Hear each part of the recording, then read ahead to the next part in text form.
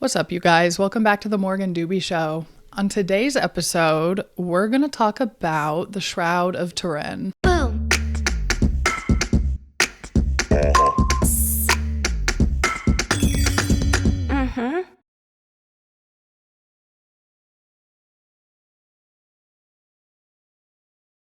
The Shroud of Turin is a 14-foot linen cloth with some pretty remarkable features on it. So in 1978, a team of about 30 or so researchers, some of the top scientists of their respective fields, flew to Italy to study the shroud. They were granted 120 hours of round-the-clock access to the shroud, and essentially they wanted to get to the bottom of a couple of things. Mainly, is this authentic?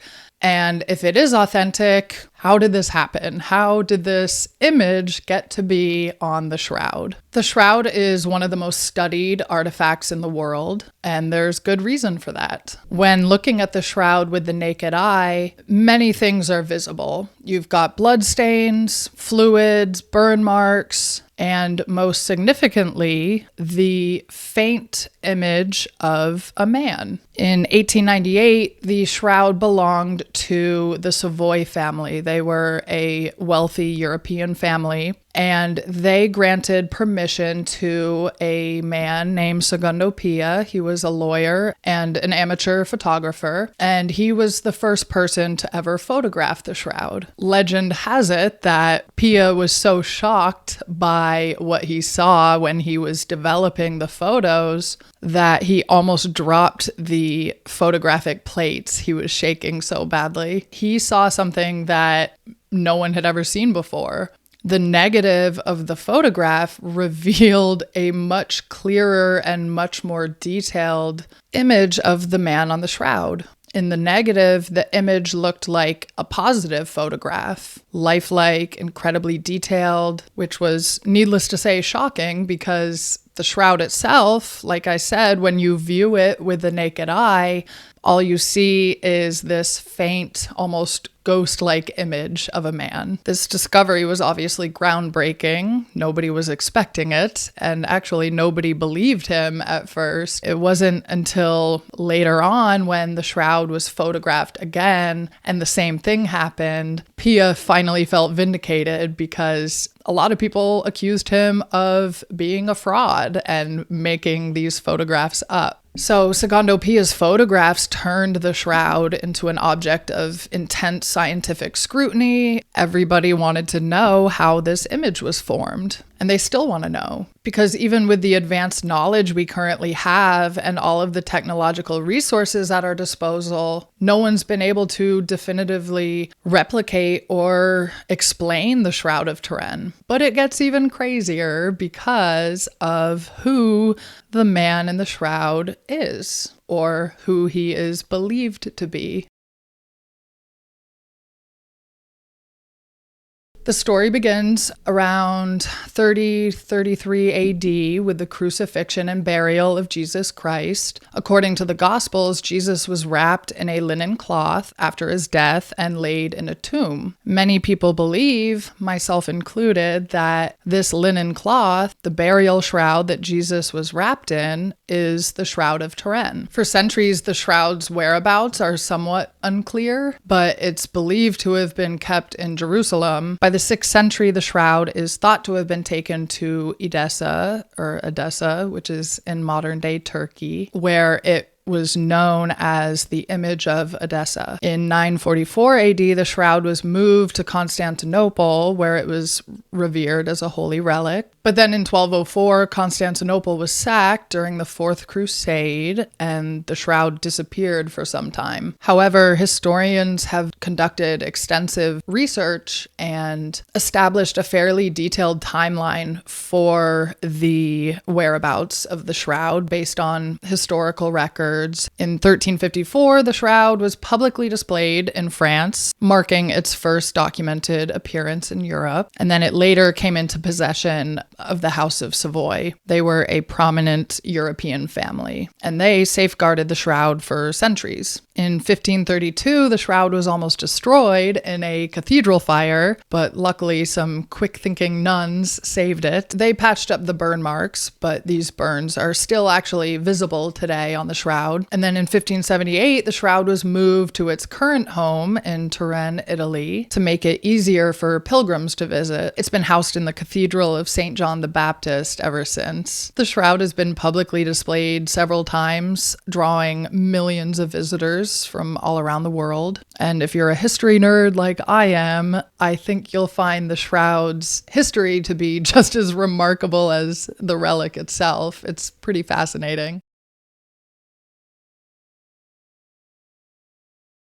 So the Shroud of Turin Research Project, or STURP as I'll refer to them, was made up of a team of about 30 scientists from all various fields who came together in 1978 to conduct an extensive and thorough examination of the shroud. The goal of STURP was to gather as much scientific data as possible to understand how the image on the shroud was formed and to determine its authenticity. It's said that many of these scientists fully expected to show up in Turin, declare it a fake, and call it a day. That, however, didn't happen. They used state-of-the-art technology. The team spent 5 days in Turin, meticulously studying the shroud and collecting as much data as possible. Despite all their efforts, STURP was unable to determine exactly how the image was formed. They concluded basically that the image on the shroud cannot be fully explained by modern science. Now, there has been a little bit of update to that, but I will cover that later on in the video. Their work, however, did lay the groundwork for further research and significantly advanced our understanding of the shroud. STURP's investigation was a landmark moment in the study of the Shroud of Turin. There had previously been nothing like it, and nothing like it has actually occurred since. Nothing of that magnitude, at least.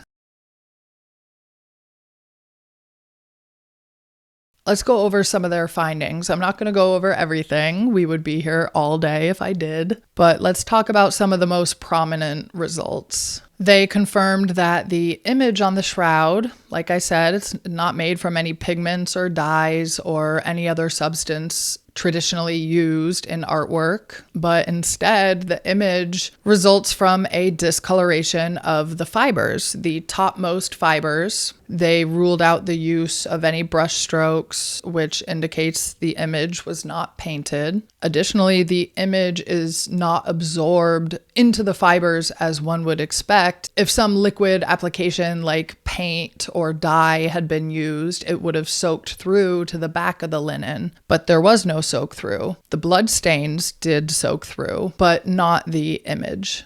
The image only affects the outermost fibrils, suggesting a unique process that caused a chemical change on the surface of the fibers without penetrating deeper. Furthermore, the image shows no signs of directionality, which means there are no indications that it was created by any manual or artistic technique involving contact with the cloth. This led to the hypothesis that the image might have been formed by a burst of radiant energy. The blood stains were found to be real human blood, specifically type AB, which is relatively rare and has a higher prevalence in the Middle Eastern population. They even observed clot retraction and serum separation, which are natural processes that occur when blood dries. Microscopic examination revealed red blood cells and the presence of bilirubin, which is a bile pigment that's released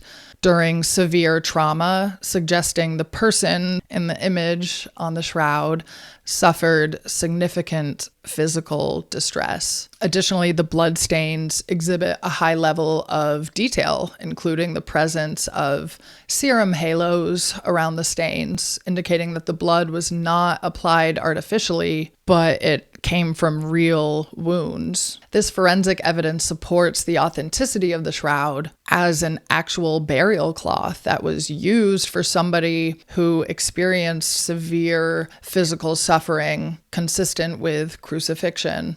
STURP also found that the wounds depicted on the shroud are consistent with Roman crucifixion practices. This includes nail wounds through the wrists and the feet. I know traditionally paintings depict the nail going through the hand, but studies have shown that a body wouldn't be supported.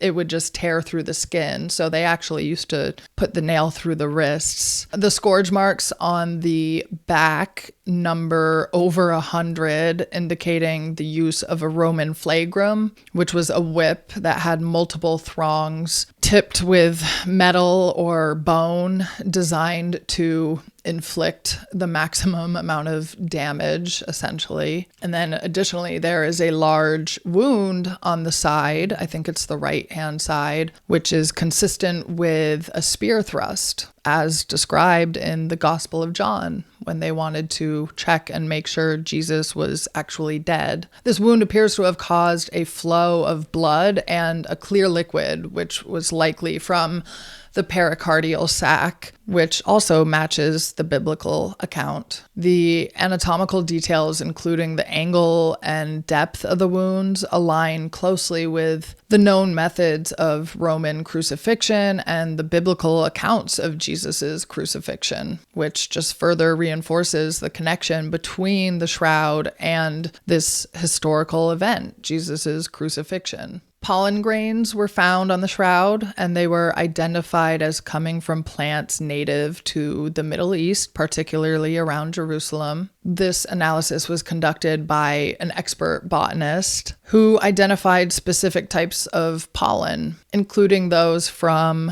I'm going to butcher this, but Gundelia tourneforti and halophytes, which are unique to that region. Other pollen types found on the shroud are consistent with species that grow in Anatolia, which is modern-day Turkey and Europe, aligning with the historical journey of the shroud from the Middle East to France and Italy. This geographic distribution of pollen and dirt particles supports the idea that the shroud traveled through these regions, which just further reinforces its historical authenticity and connection to the Middle East. Lastly, textile analysis show that the shroud is made of linen with a herringbone weave pattern. The weave and materials are consistent with ancient textiles, further supporting the shroud's historical authenticity. They tested the linen fibers used in the shroud and found them to be of very high quality, which is consistent with the textiles from that area, but also consistent with the biblical account of Joseph of Arimathea. It was his linen that wrapped the body of Jesus. They also did detailed microscopic analysis and noted the absence of modern synthetic fibers, dyes, chemical treatments, which also again confirms that the cloth wasn't produced in more recent times. And then additionally, the dimensions of the shroud align with the ancient cubit measurement, suggesting that it was crafted according to historical standards. So all of this is consistent with the time and the place of Jesus Christ. STURP's findings were incredibly comprehensive. They determined that the image was not painted, meaning that it is indeed authentic and it's an inexplicable image of a crucified man and not the work of a medieval forger. The blood was real blood and showed evidence of torture and extreme duress before and during death. And the wounds matched Roman crucifixion methods. Add on top of that the geographical evidence linking the shroud to the Middle East, specifically Jerusalem. And while they couldn't explain how the image was formed, their research significantly advanced our understanding of this mysterious artifact, and it laid the groundwork for further research to be conducted. I myself have extensively researched the shroud through various books and scientific papers, and I'll link all of those in the description for this video, so you can check those out if you want. There's also a book available that I will link where you can buy. It's basically a compilation of all of the scientific papers written by the original STURP team. I want to discuss the findings of Dr. Robert Buckland. He's a forensic pathologist who conducted an autopsy report on the man depicted on the shroud. His examination provides significant insights into the physical condition and the cause of death of this individual. He documented numerous injuries that align with historical accounts of Roman crucifixion. Dr. Buckland first noted the significant trauma on the head. The scalp and the forehead display puncture wounds consistent with a crown of thorns, more like a cap of thorns. It was all over the head. And this specific form of mockery was documented uniquely in the crucifixion of Jesus. It was intended to inflict both physical pain and deep humiliation. The soldiers wove a crown from thorny branches and placed it on Jesus's head to mock his claim of kingship. They called him King of the Jews, and they beat this cap of thorns into his scalp. And this act of ridicule is not recorded in history as being inflicted on any other crucifixion victim. They knew it was thorns because the puncture wounds on the scalp and forehead were consistent with injuries that would be caused by sharp pointed objects like thorns. The distribution and depth of these wounds, as well as the lack of other types of trauma that would indicate different injuries, specifically pointed to a crown or a cap of thorns being pressed into the head. Additionally, they did botanical analysis of the pollen and plant fragments found on the shroud, and they identified a species of thorny plants that are native to the Jerusalem area, which further supports this conclusion. The back and shoulders show extensive scourge marks. Dr. Buckland counted over 100 covering the back, the shoulders, the legs, which indicates severe pre-crucifixion torture. He noted that the depth and the severity of these wounds are consistent with those inflicted by a flagrum, which is a historically established pre-crucifixion method of torture that the Romans were known to use. The marks are not random, but they are systematic and consistent with the motion of a multi-thronged whip. Dr. Buckland was even able to determine the angle at which the two assailants were striking from, and that there was a height difference between the two soldiers who were whipping the man on the shroud. The wounds show a repeated pattern that would be expected from multiple strikes from a flagrum. The distribution of the marks across the back and shoulders is typical of how a person would be whipped in Roman times, with blows delivered in a methodical manner across exposed skin. He also identified nail wounds in the wrists and in the feet. As I mentioned, unlike the traditional depiction of nails through the palms, these wounds are in the wrists, which would have supported the body weight and prevented tearing. Then the feet show similar puncture wounds, consistent with being nailed to a cross. One of the most telling injuries is the large wound on the side, consistent with a Roman spear thrust. This wound would have penetrated the chest cavity, which would have caused a significant flow of blood and clear fluid, likely from the pericardial sac. Dr. Buckland noted that this type of wound would have confirmed death, as described in the Gospel of John. His autopsy report on the man in the shroud details extensive trauma consistent with crucifixion. The head injuries, the scourge marks, the nail wounds, and the spear wound all align with Roman execution methods and the biblical accounts of Jesus's death in particular.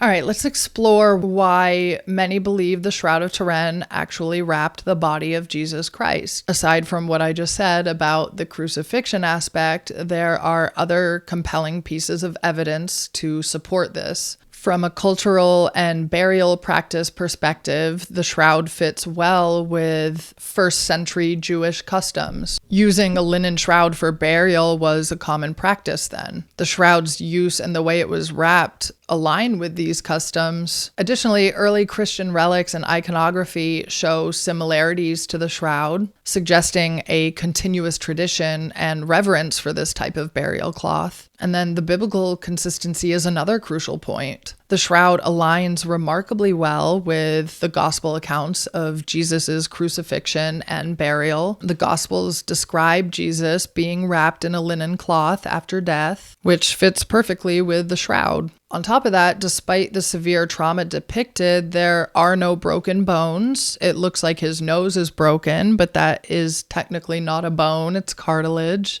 In John 19:36 and Psalm 34:20 mentions that the Messiah won't have any broken bones. So when you combine the crucifixion evidence, the alignment with the biblical accounts, and the consistency with first century Jewish burial practices, it makes a pretty compelling case that the shroud most likely is the authentic burial cloth of Jesus.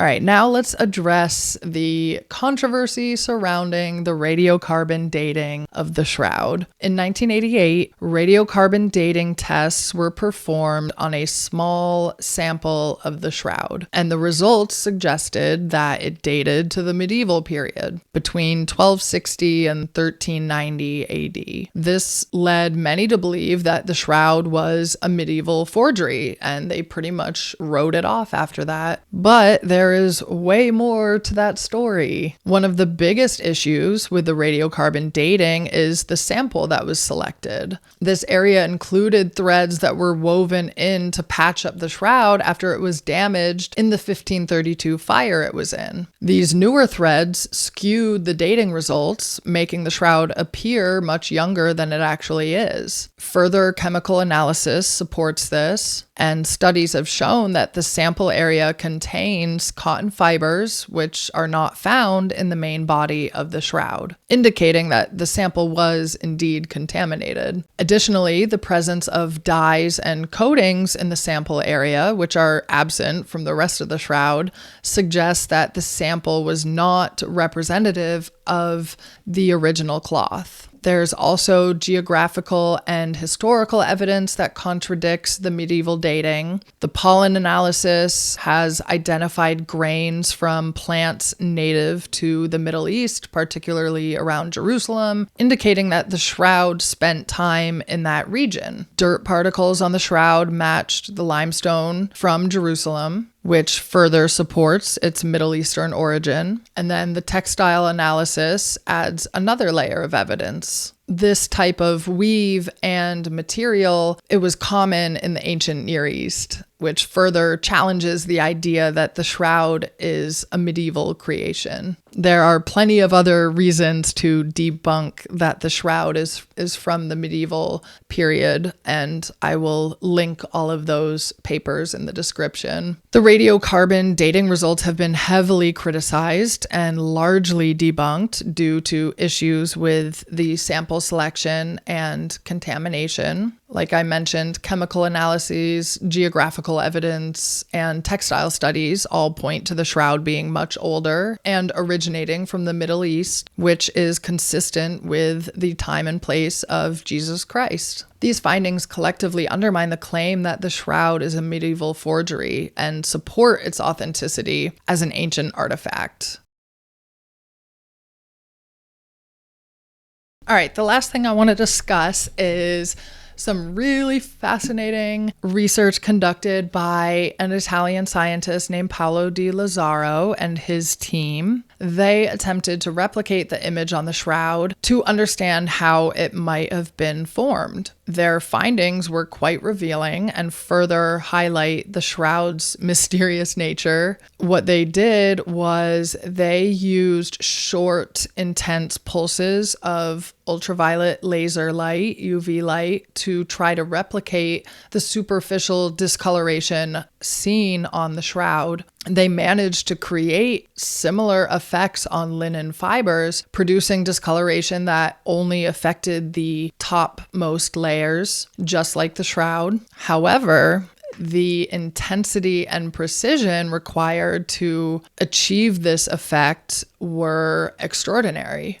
De Lazzaro estimated that it would take the power of several thousand excimer lasers to create the entire shroud image. This level of technology is far beyond what we have available to us today, let alone what would have been available in ancient times. Their research was published in several scientific journals and added a significant piece to the puzzle as far as how the shroud's image was formed. These experiments demonstrated that a very high intensity, short duration burst of energy could potentially create an image with the characteristics observed on the shroud, but such a process is currently beyond our technological capabilities. So in summary, Paolo de Lazzaro and his team, their work shows that the image on the shroud could have been formed by a process involving a burst of radiant energy. What is so cool about that is, as I've mentioned, I've read a ton of near-death experience testimonies, and one of the standard characteristics mentioned, a shared commonality between these testimonies, is meeting what they call a being of light. Some people do, in fact, refer to this being of light as being Jesus. Some don't. But what they all mention is how incredibly bright this being of light is. They all make a point to mention how if they were back on Earth or if they were in their human body, they would never be able to look at him directly because he's shining so bright. In fact, many of them mention that this being of light shines brighter than the sun. What I think is so cool about that is the light that would be necessary to replicate the image on the shroud would have to be brighter than the sun. In this book that I read years ago called A Burst of Conscious Light, the author writes, "This dead body may well have shone as bright as the sun." And it immediately made me think of all of the near-death experience testimonies I've read where they talk about meeting Jesus or meeting this being of light and saying the same exact thing. He shines brighter than the sun. The correlation here is that such a burst of intense light, as described by these experiencers, matches the kind of light that could also have created the image on the shroud. So we have this incredible correlation between the Shroud of Turin, near-death experiencers, with Jesus as the common thread, and then add on top of that the biblical references to Jesus being the sun, S-U-N, and being the light of the world. In the Bible, Jesus is often referred to as a source of light. For instance, in the book of Revelation 1:16, it says, "His face was like the sun shining in all its brilliance." Similarly, Malachi 4:2 refers to the sun, S-U-N, of righteousness, rising with healing in its rays. These descriptions paint a picture of Jesus as a radiant divine light, much like what near-death experiencers describe, and much like the Shroud of Turin image implies. So I think that is all super fascinating. I hope you think so as well. Let me know what you think in the comments. I really appreciate reading all of them. Yes, even the nasty ones. I'm just stoked that you guys are listening because that's ultimately all I want. I just want you to hear what I have to say because I do have some pretty interesting things to share. Believe it or not. So if you've made it this far, I really appreciate it, and I will see you guys next time.